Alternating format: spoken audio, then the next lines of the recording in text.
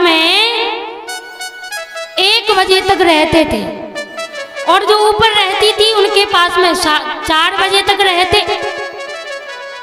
नीचे की जो रानी थी अपने पति के चरण दबा रही थी और चरण दबाते दबाते 1 बज गया। पति देव को याद आ गई कि मेरी ऊपर रहने वाली रानी याद कर रही होगी, क्यों नहीं मैं जाऊं। जैसे ही राजा खड़ा होता है और ऊपर वाली रानी के पास में गया। पहले बताते हैं बाबा पर बाबा कि पहले के राजाओं के जो जीने नहीं थे, सीढ़ियां नहीं थी, क्या रखते थे? नसैनी। आप सभी जानते हैं लकड़ी की जो नसैनी बनाते हैं, उस राजा ने नसैनी को रखा था और दिन प्रतिदिन का यही काम था। जैसे ही राजा नीचे वाली रानी के पास से ऊपर वाली रानी के यहाँ पर जा रहा था तो महाराज जैसे ही राजा बीच नसैनी पर चढ़ गया, राजा को ये मालूम नहीं था कि नीचे वाली रानी मेरे साथ ही आ गई।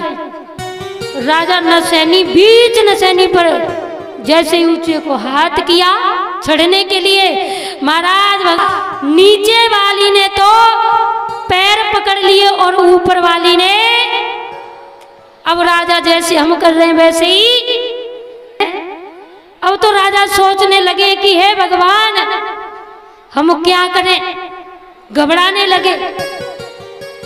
भगवान की कृपा, उसी राज्य में एक चोर आया था चोरी करने के लिए और राजा ऊंचे को हाथ करके नीचे को पैर करके खड़ा है। राजा के महल में जब चोर आया तो उस चोर को जोर जोर से हंसी आ गई, हंसने लगा। राजा के कानों में आवाज आई कि भगवान हमारे राज्य में कोई चोर आ गया है। अपने मंत्रियों से आदेश दिया कि जाओ उसको पकड़ करके लाना। महाराज भगवान की कृपा, वो चोर मंत्री थे, मंत्री उस चोर को लेकर के राजा के पास में आ गया। तो रहा था कि आप हमारे राज्य में चोरी करने के लिए आए हो और आपको बड़ी से बड़ी सजा दी जाए। अब राजा कहने लगा है कि इसको बड़ी से बड़ी सजा दी जाए। तो वो चोर था, हाथ जोड़ करके कहने लगा है राजा धन्य है। चोर कहने लगा है महाराज आप चाहे जौन सी सजा दे देना, लेकिन मुझे 2 पत्नी वाली सजा मत देना। बोलिए वृंदावन में हरि लाल की जय हो। तो 2 पत्नी वाले महाराज सुख भी पाते और दुख भी पाते हैं। कोई बात नहीं भैया, 2 पत्नी कर ली बहुत सुख मिलेगा है? तो सभी ओर से मन को हटाते हुए गोविंद के चरणों में समर्पित करेंगे। इधर में केवट कहने लगा है प्रभु श्री राम मैं अपने नाव में जब तक नहीं बिठाऊंगा जब तक तुम्हारे चरणों को नहीं धो लूंगा। तो केवट कहने लगा है जो प्रभु पार अवध गा चयहूं मो पद पद्म पखारन कहूं। प्रभु मुझे आपके चरणों को धो लेने दीजिए, इसके बाद में मैं तुम्हें नाव में बिठाऊंगा।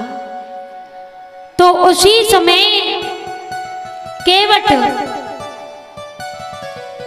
भगवान की कृपा, बाबा तुलसीदास ने रामायण में लिखा है केवट राम रजायो सो पावा और पानी कटवता बर ले आवा।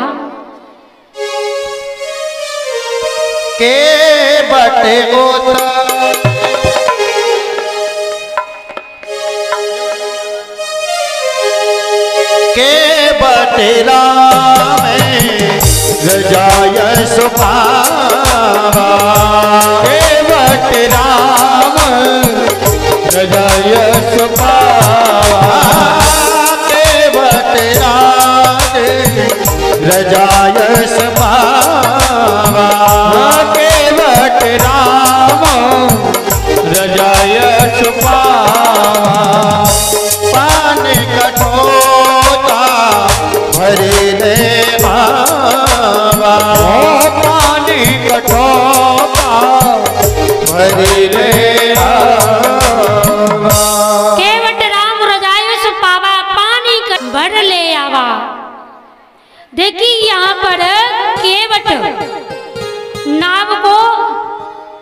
यानी कठोता को लाया था और चाहते थे केवट कटौती भी ला सकते, लेकिन केवट बहुत समझदार थे। क्यों? क्योंकि केवट कटौती इसलिए नहीं लाए थे कि यदि मैं कटौती लाऊंगा, कटौती में जल लाऊंगा तो चरणों को धोऊंगा, और यदि मेरे प्रभु श्री राम के चरण लगते ही कटौती में से नारी हो गई तो है, यानी लड़की हो गई तो विवाह करना पड़ेगा। और कठोता इसलिए लाए थे कि प्रभु श्री राम के चरण लगते ही यदि उसमें से लड़का उत्पन्न होगा तो एक नाव को मैं चलाऊंगा और एक नाव को मेरा पुत्र चलाएगा। इसलिए केवट कठोता लेकर के आए थे। तो उसी समय आज केवट